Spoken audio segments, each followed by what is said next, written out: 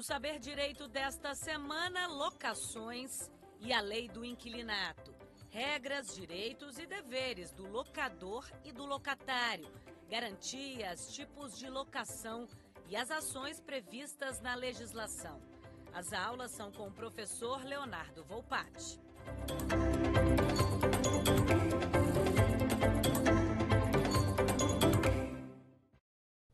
Bem-vindos ao programa Saber Direito. Esse programa é uma realização da TV Justiça. Eu me chamo Leonardo Volpatti, sou advogado, militante na área de direito imobiliário, especialista em direito imobiliário. E nessa edição, nessa segunda aula, nós continuamos tratando da lei do inquilinato na prática. E na aula 2, especificamente, vamos tratar dos direitos e deveres do locador e do locatário. Vamos lá?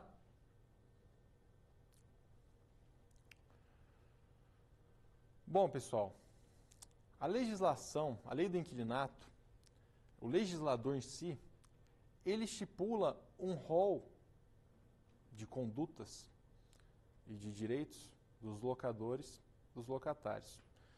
Basicamente, ela diz, né, se for pensar no sentido teleológico da legislação, da finalidade da legislação, ela orienta o intérprete do direito e também o locador e o locatário sobre suas condutas, o que a lei espera que ele, como o locador e o locatário se porte diante da relação locatícia, que pode ser feita, como eu bem disse na primeira aula, por contrato verbal ou por contrato escrito. Locação residencial e locação não residencial, não, locação comercial. Como que deve se portar e quais são os direitos do locador e do locatário diante da lei do inquilinato? Existe um rol, lógico que esse rol ele não é tido, né, pela doutrina e pela jurisprudência como um rol taxativo, ou seja, só existem aqueles direitos, só existem aqueles deveres. Mas pela experiência social brasileira, pela experiência social trazida de outros países também, a legislação é muito sábia em demonstrar, em colocar nesse rol as condutas e os principais direitos que já vêm do próprio costume, né? Em muitos casos, né, acho que é uma questão até filosófica, mas o costume, principalmente no direito comercial, por exemplo, no direito civil também, ele cria o direito, ele vai através do costume das práticas legitimamente aceitas pela sociedade, né, os fatos sociais juridicamente relevantes, levam o legislador, posteriormente, regulamentar, tentando dar maior equilíbrio dentro daquelas relações sociais. Então, o artigo 22, no âmbito desse rol, trata das obrigações, inicialmente, do locador. E aí a gente tem que mergulhar na legislação em si. O locador é obrigado a entregar ao locatário o imóvel alugado em estado de servir ao uso a que se destina. Ou seja, o locador, se ele está entregando o imóvel ao locatário com a finalidade residencial, tem que ser utilizado para a finalidade de moradia. Você tem que residir lá. O locatário tem que residir lá. Ele não pode utilizar desse imóvel para uma atividade comercial não autorizada, né? Porque aí você foge realmente à finalidade do destino, né? E ele também não pode entregar, o locador, esse imóvel, né, para o locatário de uma maneira que não se sirva ao uso. E assim, nós pensamos hoje em dia que isso não acontece, né? O homem de boa fé, o homem médio, não vai entregar um imóvel que tenha deteriorações ou esteja realmente numa imundície que não se sirva, por exemplo, para uma locação residencial. Mas acontece. A gente pode até pensar que não, mas acontece. A gente recebe vários casos em que, por exemplo, imóveis aqui mesmo de Brasília, que tem 60 anos, 50 anos dos tempos de fundação de Brasília. E que esses imóveis nunca tiveram uma manutenção na sua estrutura elétrica, na sua estrutura hidráulica, na sua estrutura de alvenaria. E aí, buscando o melhor proveito, aquele locador coloca para locação, dá uma pintura e o inquilino recebe o imóvel, o locatário recebe o imóvel e não sabe que existe ali uma fiação antiga, que eventualmente pode lhe gerar prejuízos, como, por exemplo, queimar um secador de cabelo, queimar uma geladeira, né? Existe um caso também em que desses imóveis antigos em que não há registro ou há apenas um registro, ou seja, o registro que eu falo da parte hidráulica, que liga a água da rua à água da casa. Então, o que acontece? Na prática, se estourar um cano, se estourar uma torneira, como só há um registro, pode gerar uma inundação na casa, porque você não consegue interromper o fluxo de água que ali acontece. Então, é muita coisa que pode acontecer, mas esse inciso 1º do artigo 22, ele trata disso. Aquele locador ele tem que entregar o imóvel em condições de habitabilidade, se for para residência. Se for imóvel comercial, em condições daquele comerciante conseguir tirar o alvará para exercer sua atividade. Né? Ele não pode locar um imóvel para uma finalidade de, sei lá, de se fazer um mercado num local que não se pode fazer mercado porque existe uma legislação urbanística, uma legislação de zoneamento da cidade que não autoriza mercado ali. Isso aí, o locador tem que dar a destinação e também deixar no jeito para a utilização daquele locatário. Ele é obrigado a fazer isso. O locador é obrigado também a garantir durante o tempo de locação o uso pacífico do imóvel locado. Um dos principais direitos do inquilino é esse. Ele fez um contrato de locação com o locador, ele não pode ser esbulhado, ele não pode ser turbado, ele não pode acordar num dia sendo despejado imotivadamente. E é por isso que eu falei exaustivamente no caso da denúncia vazia e da denúncia cheia. Denúncia vazia é quando o locador requer o imóvel sem nenhum motivo e tem autorização legal para isso, autorização da lei do inquilinato. A denúncia cheia é quando ele tem um motivo justificável para reaver o imóvel, que está naquele rol que nós tratamos no final da primeira aula. Ele tem que manter, o locador é obrigado também a manter durante a locação a forma e o destino do imóvel. Ou seja, durante o prazo locatício, aquele imóvel tem que permanecer para finalidade comercial da maneira como ele foi locado. Né? O inquilino não pode ser surpreendido com uma mudança da finalidade daquele imóvel. No inciso 4º do artigo 22, trata que o locador também tem que responder pelos vícios ou defeitos anteriores à locação. Importante demais isso aqui. Por quê? Porque em muitos casos, né, que nos aparecem, o inquilino ele não sabe, né? Ele não sabe que tem vício. Ele, às vezes, ele é leigo em alguns aspectos. Ele chega, olha uma parede pintada e não vê que a fiação dentro da parede está inapropriada, está antiga, pode pegar fogo na casa. Ele não sabe disso. Então, se por acaso o inquilino descobre, o locatário descobre esse vício, ele tem que notificar o locador, ele tem a obrigação de notificar o locador para responder por esses vícios. Ó, a infraestrutura da casa que você me locou está com um monte de problema que compromete a saúde e segurança da minha família, do meu negócio, dos meus clientes. Você tem que consertar isso aqui, isso é obrigação sua. Você que não conservou o seu bem, você que não conservou sua propriedade. Porque se o inquilino não fizer isso, no fim da locação, o que vai acontecer? O locador pode obrigar ele a fazer os investimentos para adequar o imóvel, alegando que essa deterioração aconteceu pelo uso daquele inquilino e não por uma falta de conservação histórica do locador. Então é importante a gente saber disso, porque pode ensejar multas contratuais e também, eventualmente, uma rescisão contratual ou um despejo, dependendo da circunstância.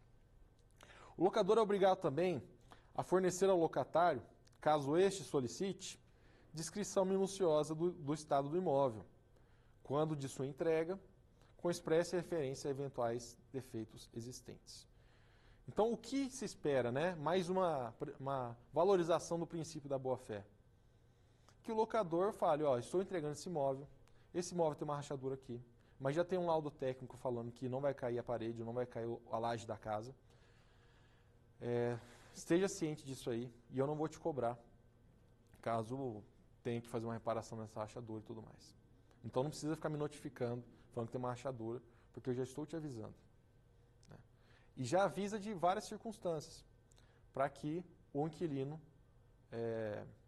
saiba disso e eventualmente não seja acionado no futuro para consertar algo que já estava quebrado antes da locação. O locador é obrigado também a fornecer ao locatário recibo discriminado das importâncias pagas, vedada a quitação genérica. Então, o locador ele tem que receber o aluguel, ele tem o direito de receber o aluguel e os demais direitos acessórios, mas tem que dar quitação, tem que dar o recibo para o locatário, para o inquilino. Ó, você pagou, está aqui. Porque, senão, eventualmente, ele não dá o recibo. Aí o locador acorda num belo dia e fala, quer saber? Vou despejar esse inquilino. Ele não tem comprovante que ele pagou, ele me deu o dinheiro em espécie, ele não consegue comprovar isso, eu vou alegar que ele não está pagando aluguel para despejá-lo. Então, o inquilino ele pode e deve exigir do locador o recibo do pagamento dos aluguéis, que ele não está em mora com suas obrigações diante da relação locatícia. Ele pode exigir isso do locador. Na mesma linha, o locador é obrigado a pagar as taxas de administração imobiliária, se houver, e de intermediações, nessas compreendidas as despesas necessárias à aferição da idoneidade do pretendente ou de seu fiador. Então, o que acontece na prática? O locador, muitas vezes, não tem a prática imobiliária. Ele não quer locar para um particular, porque ele não tem o know-how de se fazer um contrato de locação, ele não conhece seus direitos, e ele não quer ter também o encargo de ficar cobrando o inquilino. Então, ele coloca o imóvel para uma intermediação da imobiliária. Fazer essa ligação entre quem quer locar o imóvel e quem é proprietário do imóvel e quem quer alocar o imóvel. A imobiliária em si cobra taxas, 10% da locação, cobra um valorzinho para conseguir administrar os aluguéis e também cuidar do imóvel. Na lei, quem tem que pagar isso é o locador. Obviamente que, nesse caso, pode-se convencionar de maneira contrária. Ou seja, no contrato de locação, o locador colocar que é obrigação do locatário pagar essas taxas. Mas na ausência de cláusula dizendo isso, o que vale é que é obrigação do locador. Na mesma linha, o inciso 8º, o locador é obrigado a pagar os impostos e taxas e ainda o prêmio de seguro complementar contra fogo que incidam ou venham a incidir sobre o imóvel, salvo disposições expressa em contrário no contrato. Então, em alguns casos, vamos supor uma atividade econômica de um risco maior, um posto de gasolina, por exemplo. É normal que em locações de postos de gasolina haja um seguro contra incêndio. Por quê? Porque você está trabalhando com produtos inflamáveis e circunstâncias acontecem. Pelo manejo do produto, do óleo, da gasolina, pode acontecer um acidente. Quem tem que pagar os impostos, taxas, o seguro em relação a isso? O locador. Mas o que acontece na prática? Na prática, coloca-se uma cláusula no contrato para que o inquilino locatário pague isso. Em locações residenciais é a mesma coisa. Impostos daqui, no caso de locações residenciais, a gente pode tratar também do IPTU. É muito comum que, eu não recomendo, mas é muito comum que locadores coloquem no contrato a obrigação do inquilino pagar o IPTU. É um pouco arriscado, porque nesse caso, o inquilino pode deixar de pagar o IPTU. Então você vai ter que ficar fiscalizando se ele está pagando IPTU, entrando no site da Receita e tal. Então, assim, é arriscado, mas caso ele não pague o IPTU, por exemplo, também pode dar margem a uma ação de despejo, porque ele não está cumprindo uma obrigação acessória e está lesando aqui o locador. Então é possível convencionar sobre isso, colocar um contrato sobre isso. O locatário é obrigado também a exibir, o locador é obrigado também a exibir ao locatário, quando solicitado,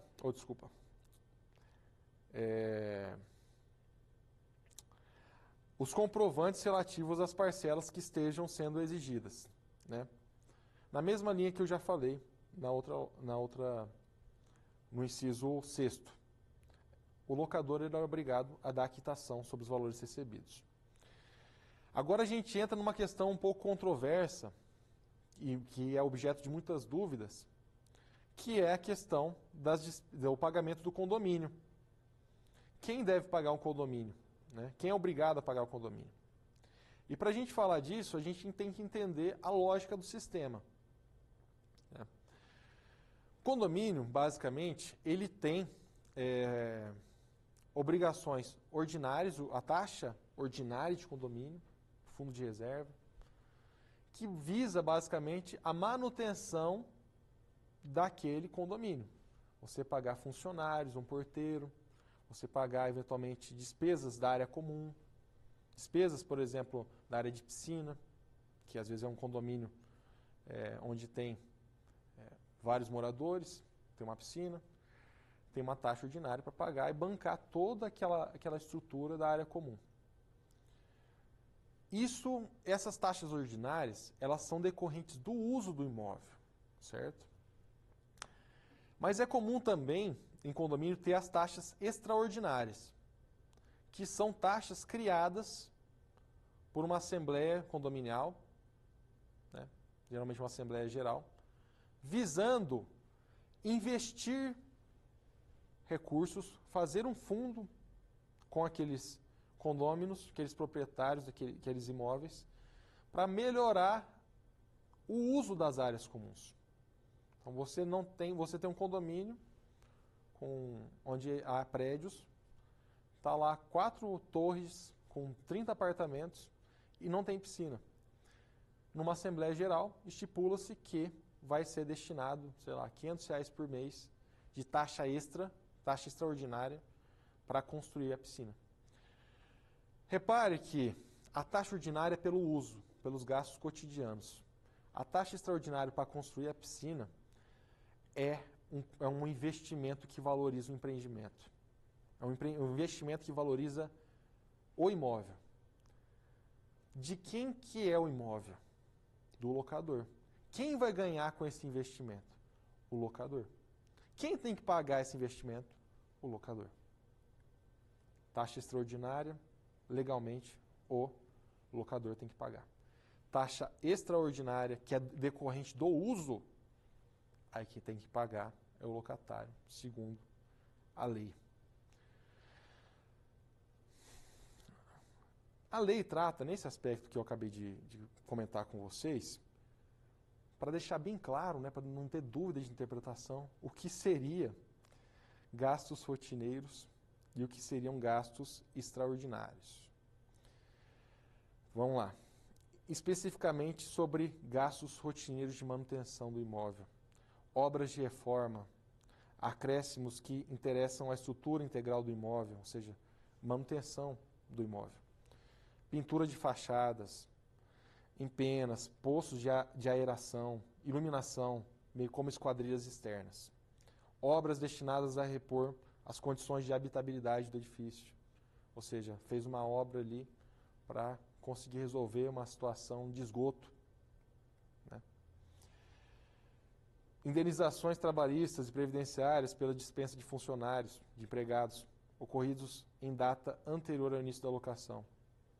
Instalação de equipamentos de segurança e de incêndio, de telefonia, de intercomunicação. Despesas de decoração e paisagismo nas partes de uso comum. Constituição de fundo de reserva. Tá. Essas estruturas em si, como eu disse, elas são as despesas extraordinárias, que são elencadas e são obrigações do locador, porque valorizam o imóvel, fazem a manutenção do imóvel, que é a obrigação do dono do imóvel, que é o locador. Já as obrigações do locatário, agora entrando no locatário em si, com um rol também exemplificativo de obrigações. O locatário é obrigado a pagar pontualmente o aluguel e os encargos da locação, legalmente ou contratualmente exigíveis, no prazo estipulados ou em sua falta, até o 6º dia útil do mês seguinte ao vencido, no imóvel locado, quando outro local não tiver sido indicado no contrato. Então, o que o locatário tem que fazer? Número 1, pagar o aluguel. Pagar o aluguel e seus encargos. Se tiver que pagar o IPTU porque foi convencionado assim, tem que pagar. Se tiver que pagar o condomínio porque foi convencionado assim, tem que pagar. Que dia que tem que pagar? Até o 6º dia útil do mês seguinte ao vencido. Então você mora, você loca e depois você paga. Você não paga antecipadamente a locação, salvo nos casos de locação por temporada, que aí você pode pagar antecipadamente porque a legislação autoriza. É lógico que a lei ela visa preencher uma brecha, uma lacuna, caso não tenha no contrato o dia do pagamento. Mas é normal, é comum que nos contratos já se estipule o dia do pagamento. Se não tiver no contrato, o 6º dia útil de cada mês, após o vencimento da locação. O locatário é obrigado a servir-se do imóvel para uso convencionado ou presumido, compatível com a natureza deste e com o fim a que se destina, devendo tratá-lo com o mesmo cuidado como se fosse seu. Preservação clara do princípio da boa-fé objetiva. Você tem o dever de pagar aluguel, os encargos? Sim. Mas você pode usar o imóvel como se fosse seu. E você tem que conservar o imóvel como se fosse seu. Não é porque o imóvel não é seu que você tem o direito de pichar a parede, que você tem o direito de depreciar, de mudar a estrutura do imóvel. Você tem que servir-se pela mesma finalidade, utilizando como fosse seu. Numa boa fé com aquele locador que ali está dispondo do seu imóvel. O uso convencionado, o que é isso? Se você locou com o objetivo de morar, você tem que morar. Você não pode explorar uma atividade econômica lá sem autorização do locador que te locou o imóvel. E mesma coisa, você destinou para uso comercial, você não pode morar lá.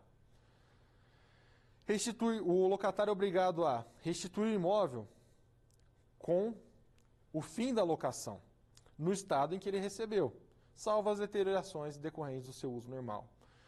Então, se você recebeu um imóvel, né, e é importante vários detalhes, né? Você é o locatário, você recebeu o imóvel, você quer alocar, por favor, veja todas as salas, tire foto, guarde, congele aquele momento. Para quê? Para você se preservar no futuro de não ser cobrado indevidamente. Se você recebeu o imóvel pintado de branco, muito provavelmente o locador vai querer receber ele pintado de branco. Se você quiser pintar de azul, depois você vai ter que pintar de branco para entregar. Quer fazer benfeitorias no imóvel? A gente vai entrar nisso. Tem as autorizações também. Então, recebeu de uma forma, devolve como se nada tivesse acontecido. A não ser que sejam questões estruturais do imóvel, né? O imóvel tem uma tomada que quebrou, teve um ventilador que quebrou, alguma coisa assim, você tem que consertar. Agora, se o imóvel começou a ter, por exemplo, uma infiltração, aí é o uso natural do imóvel. Quem tem o dever de conservá-lo seria o locador, né?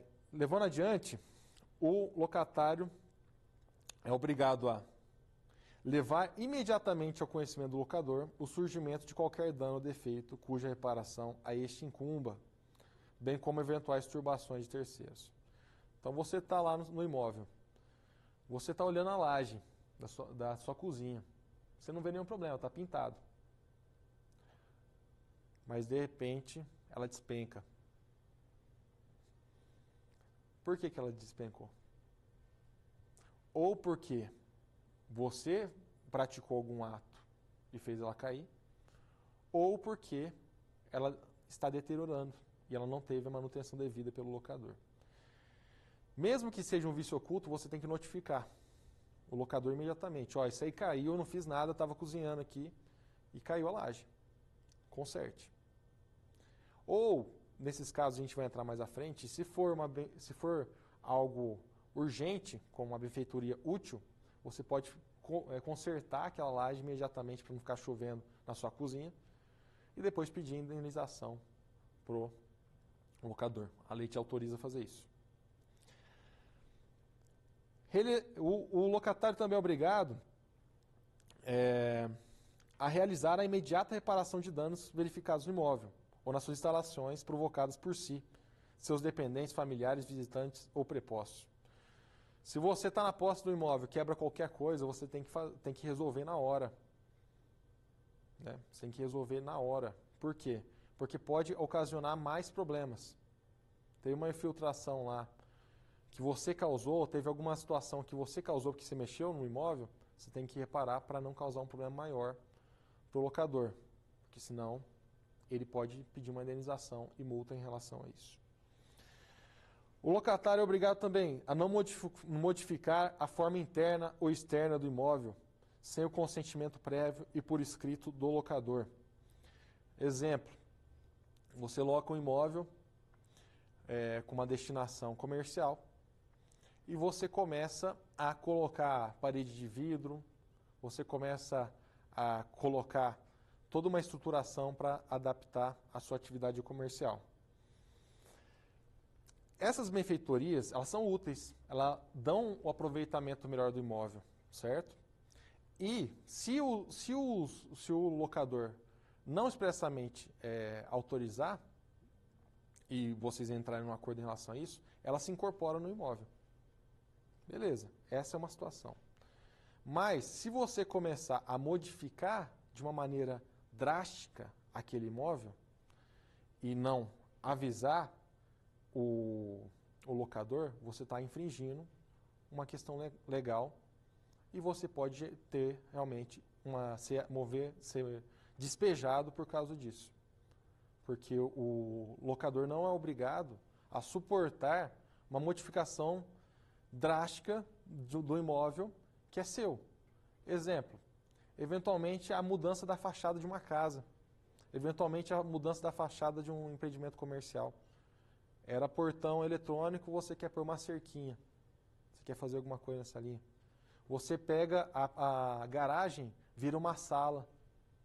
Você passa uma parede lá, ou um drywall, coloca uma sala. Deixa de ser garagem. Perdeu a função. Pode sofrer uma ação de despejo se não tiver anuência do locador. O locatário é obrigado também a entregar imediatamente ao locador os documentos de cobrança de tributos e encargos condominiais, bem como qualquer intimação, multa ou exigência de autoridade pública, ainda que dirigida a ele, locatário. Então, boa-fé, novamente. Princípio, preservação da boa-fé. Recebeu o IPTU, porque a prefeitura mandou para o imóvel, onde está o imóvel, a prefeitura não sabe, né, que tem uma relação locatícia. Manda no imóvel. Não pode o locatário engavetar aquilo lá e não notificar o locador. Tem que receber uma notificação em relação ao imóvel, é de obrigação do locador, encaminha para o locador, notifique o quanto antes.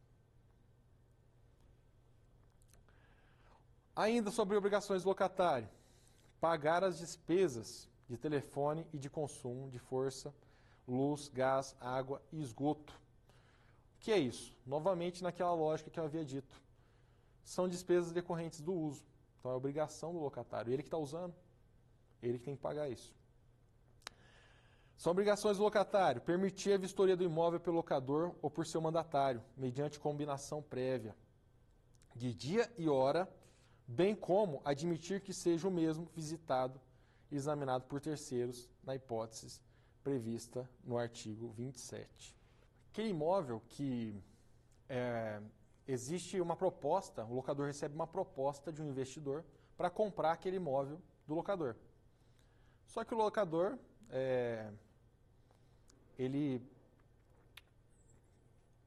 quer mostrar o imóvel, né? Quer mostrar para o investidor quer ter segurança no que ele está comprando.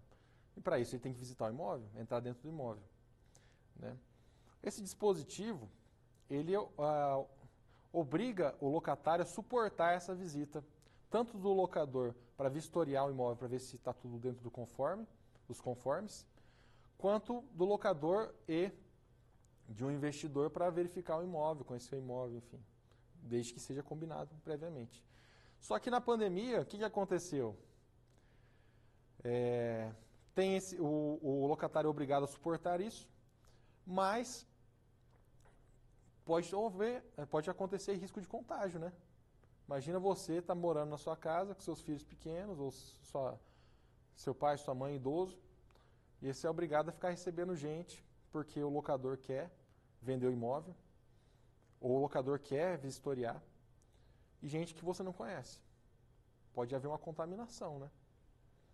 Aí você tem que trabalhar com os princípios do direito imobiliário e do direito condominial especificamente, dos 3 S's, né? Preservação da saúde, do sossego e da segurança. Se não preservar esses princípios, nesse caso a saúde, eu entendo que esse dispositivo não se aplica.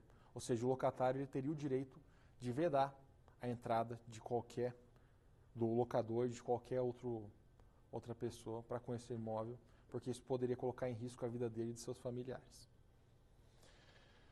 Continuando, o locatário é obrigado também a cumprir integralmente a convenção de condomínio e os regulamentos internos. Convenção de condomínio e regulamento interno serve para quê? Serve para quando você está morando num condomínio, né? Você tem uma fração ideal, você tem um apartamento, mas tem uma área comum. E essa área comum tem regras que devem ser cumpridas para a bem utilização e convivência entre os condôminos, né? Então você tem o locatário, ele é obrigado a respeitar essas regras, ele não pode perturbar o sossego de outras pessoas, né? Ele tem que respeitar isso. Se ele não respeitar isso, e eventualmente começar a ter multa no imóvel, por causa da falta de respeito dele às convenções condominiais e o regimento interno, ele também pode sofrer um despejo, né? E pode eventualmente até ser cobrada a multa dele especificamente. O locatário também é obrigado a pagar o prêmio de seguro-fiança, né? Que é uma das garantias locatícias, né? Que a gente vai falar mais à frente. Pagar as despesas ordinárias de condomínio, que é o que eu falei, as despesas decorrentes do uso do condomínio, né? E não do melhoramento do imóvel, que são as despesas extraordinárias. E aqui, na mesma forma que tem nas obrigações do locador no artigo 22, tem também as obrigações do locatário, especificando o que é despesa ordinária de condomínio, para não ter dúvida jurídica de que é despesa ordinária, que é decorrente do uso, né, do imóvel. São lá despesas ordinárias, salários, encargos trabalhistas, contribuições previdenciárias e sociais dos empregados do condomínio, consumo de água e esgoto, gás, consumo de água, esgoto, gás, luz, limpeza, conservação e pintura das instalações e dependências de uso comum, manutenção e conservação das instalações e equipamentos hidráulicos, elétricos, mecânicos, manutenção e conservação de elevadores, porteira eletrônica, antenas coletivas, pequenos reparos nas dependências e instalações elétricas e hidráulicas, rateio de saldo devedor, salvo os referentes ao período anterior ao início da locação. Tá? Como eu já adiantei, mas é importante falar também porque está no artigo 25, e a gente seguir a sequência, O caso do pagamento de IPTU.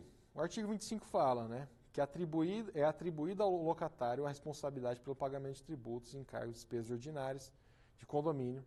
O locador poderá cobrar tais verbas juntamente com o aluguel do mês que se refiram. Então, se for atribuída ao locatário a responsabilidade de pagamento de tributos, encargos e despesa extraordinária do condomínio, o locador tem o direito, a lei garante, que essa cobrança pode ocorrer na mesma ocasião da cobrança do aluguel, a cada mês. Então, pode ser fracionado essas despesas, no caso do IPTU, por exemplo, né?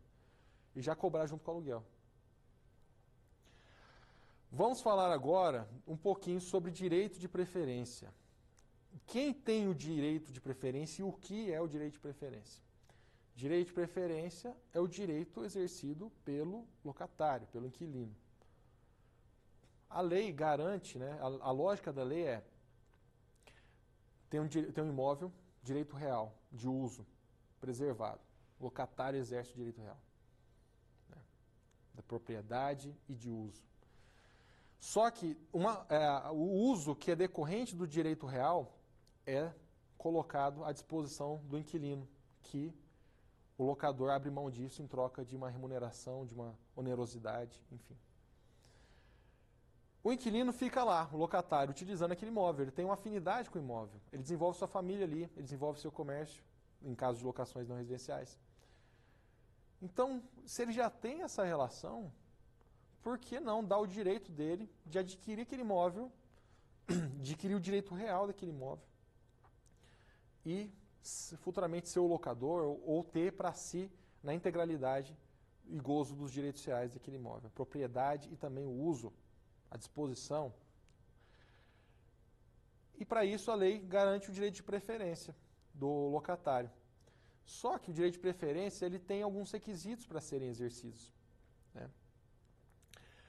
Então, conforme a lei do inquilinato, o locador deve notificar o locatário que o imóvel foi colocado à venda. Então, para que o locador preserve esse direito do locatário de preferência, dado pelo legislador, pela lei do inquilinato, esse locador tem que notificar o locatário, ó, estou querendo vender imóvel. Eu estou querendo que se pague R$300 mil em 12 vezes. Eu já estou anunciando no jornal, já estou colocando imobiliária, já estou falando para meus amigos. Você tem interesse em comprar? Eu quero esse valor aí. R$300 mil em 12 vezes. Informadas as condições do negócio, o preço, o prazo, a forma e tudo mais, o inquilino tem, né, depois que foi notificado sobre essas condições, 30 dias para exercer a compra ou vai ter caducado esse direito. Então, vamos supor, o locador informou o inquilino que está vendendo essas condições. Aí, um corretor de imóveis oferece para o investidor, esse investidor quer pagar o valor na forma como foi tratada. Antes do locador vender esse imóvel para esse investidor, ele tem que consultar o locatário. Ó, estou vendendo, viu? Você vai querer comprar nessas condições? O cara está comprando. Se o inquilino, o locatário, fala, não, eu compro, aquele investidor perde o direito de comprar. Quem tem preferência é o locatário de adquirir aquele imóvel. Mas na prática, infelizmente, esse benefício dificilmente é exercido. Esse direito é dificilmente exercido pelo locatário. Pois só há obrigatoriedade legal de venda ao inquilino se o contrato estiver registrado, o contrato de locação estiver registrado no cartório de registro de imóveis, pelo menos 30 dias antes da venda, o que dificilmente acontece. Na prática, pessoal, as imobiliárias, o locador tira dois direitos fundamentais, né? O direito aquela questão que eu falei da cláusula de vigência, a imobiliária ou o locador não coloca a cláusula de vigência. Então, se o investidor compra, provavelmente ele pode despejar e o inquilino não vai conseguir fazer nada porque não tem a cláusula de vigência. Aí não vai conseguir registrar aquele contrato de locação na matrícula do imóvel, que é um dos requisitos para exercer o direito de permanecer no imóvel. E também, infelizmente, na prática, o direito de preferência não acontece por essa circunstância, né? de não estar registrado o contrato de locação na matrícula do imóvel, 30 dias antes. De qualquer forma, caso o inquilino o locatário seja preterido do seu direito, ele pode pleitear perdas e danos em relação ao locador. Vamos entrar agora, falar um pouquinho sobre benfeitorias.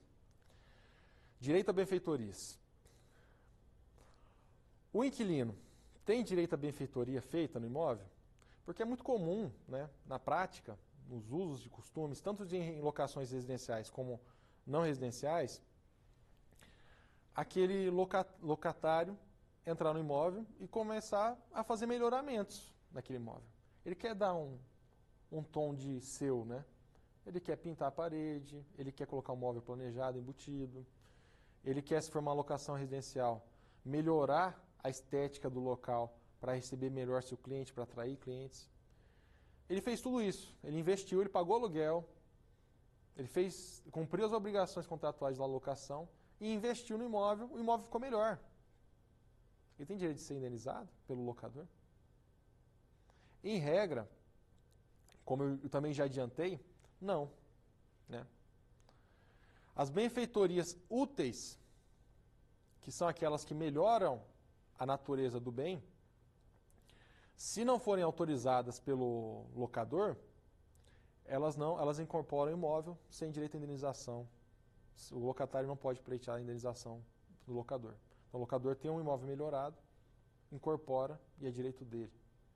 Se for benfeitorias necessárias, que são aquelas que são feitas para a manutenção do imóvel, a habitabilidade do imóvel, questão de fiação, a parte elétrica, hidráulica, a parte estrutural, que é feito para manutenção do imóvel, o locatário tem não só o direito, né, mas tem o dever também de agir em iminente perigo para consertar e ser indenizado, independente de notificação.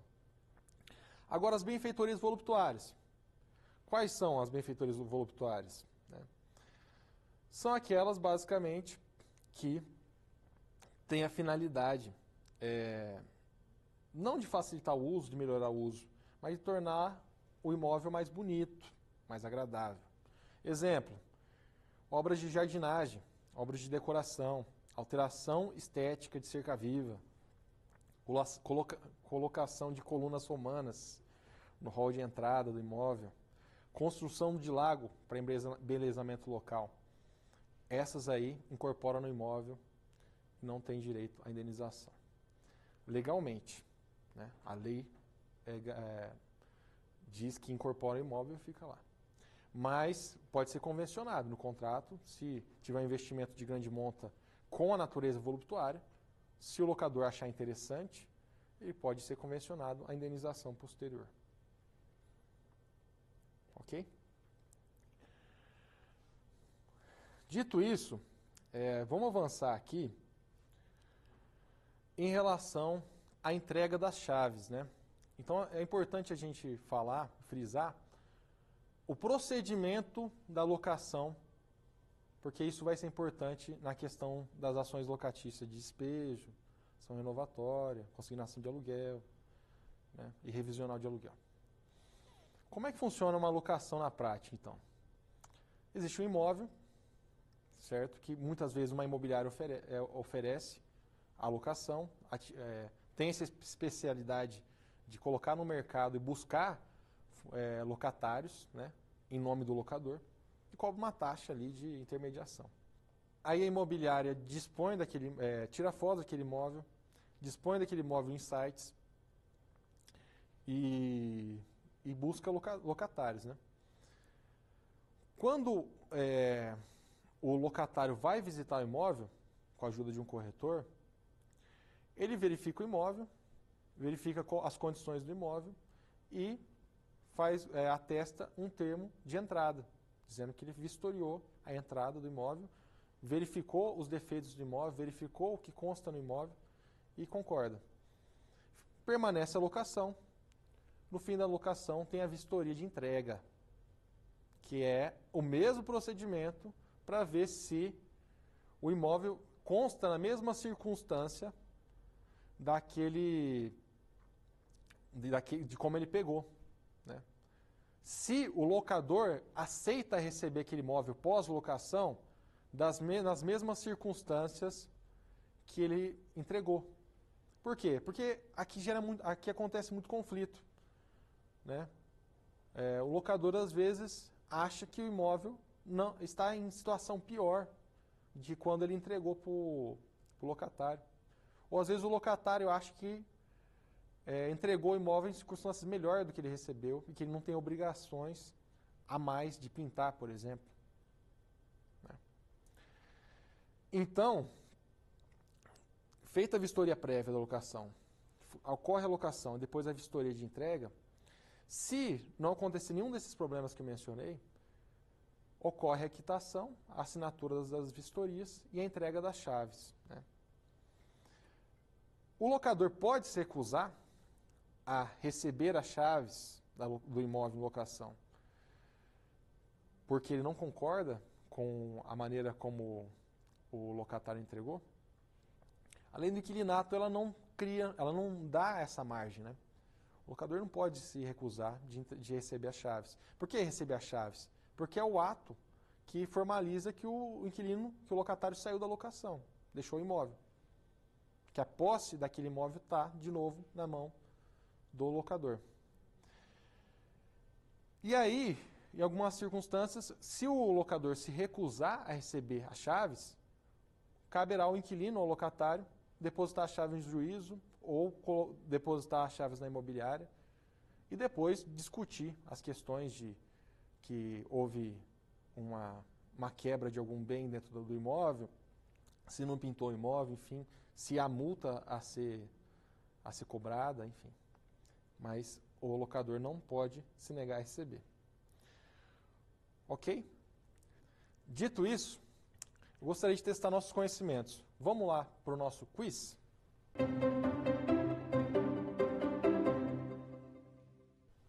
Sobre sublocação, podemos afirmar que, alternativa A, presume-se a solidariedade entre o sublocador e o sublocatário. Não é necessária a letra B. Não é necessária a autorização do locador para que o locatário subloque o imóvel. Letra C. O sublocador responde subsidiariamente às obrigações da sublocação, caso não haja cláusula contratual estipulando a solidariedade. Letra D. A sublocação é um contrato autônomo e, portanto, não depende da locação originária. Vocês já sabem a resposta? Alternativa C. Como eu bem disse, a sublocação ela é um contrato derivado da locação originária.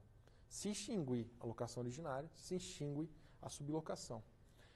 E a alternativa C diz: o sublocador responde subsidiariamente às obrigações da locação, caso não haja cláusula contratual estipulando a solidariedade. Então, subsidiariamente, se houver uma autorização contratual, o locador autorizando o locatário a sublocar, porque tem que ter autorização, essa é a regra da lei. E nesse caso, o locatário, né, ele não cumpre suas obrigações, né, pode ser que, para não ser despejado, aquele sublocatário possa cumprir as obrigações no lugar do sublocador, para evitar esse prejuízo. No entanto, né, se houver cláusula contratual em contrário, né, falando que não presume a solidariedade, essa circunstância não acontece. Mas o locador poderá acionar tanto o locatário quanto o sublocatário para cumprir a obrigação do contrato de locação. Vamos lá. Nosso quiz número 2.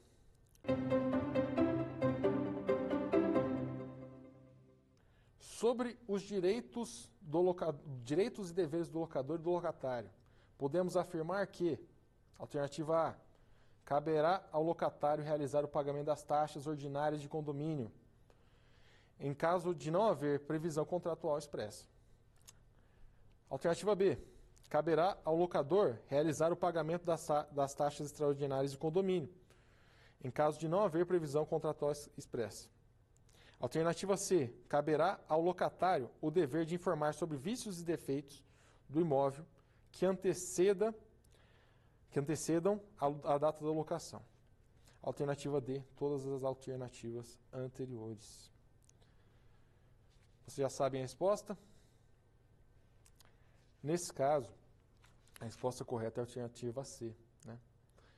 Aqui, há uma transcrição clara, né, de quais são os direitos e deveres do locador e do locatário, né, em relação às taxas ordinárias e às taxas extraordinárias dos condomínios. As taxas ordinárias, previsão legal, são decorrentes do uso do imóvel, obrigações do locatário. Taxas extraordinárias, decorrentes da valorização do imóvel, da propriedade, são de obrigações do locador. Se houver convenção em contrário, previsto no contrato, se o contrato estipular em contrário, poderá mudar as obrigações. Geralmente o locador colocando o locatário para pagar a taxa ordinária e extraordinária. Dito isso, vamos para o nosso terceiro quiz.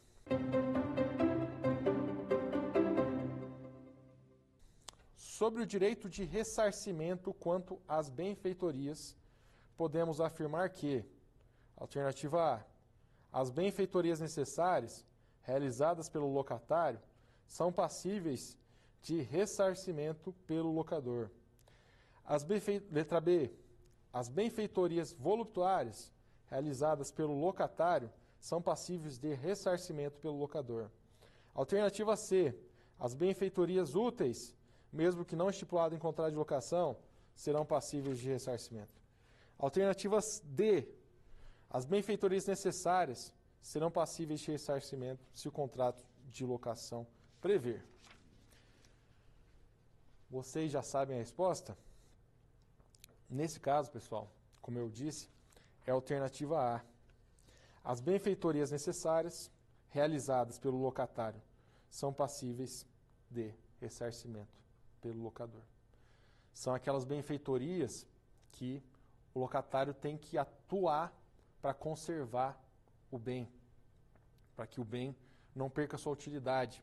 Questões hidráulicas, questões elétricas, questões estruturais do imóvel. Tem que agir prontamente.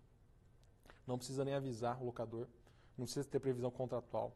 Previsão contratual negando isso é uma cláusula nula no contrato, porque isso afeta diretamente a propriedade do imóvel, né, a conservação do imóvel. Então o locatário pode agir em nome do locador para resolver isso e preservar a propriedade e o uso a que ela se destina.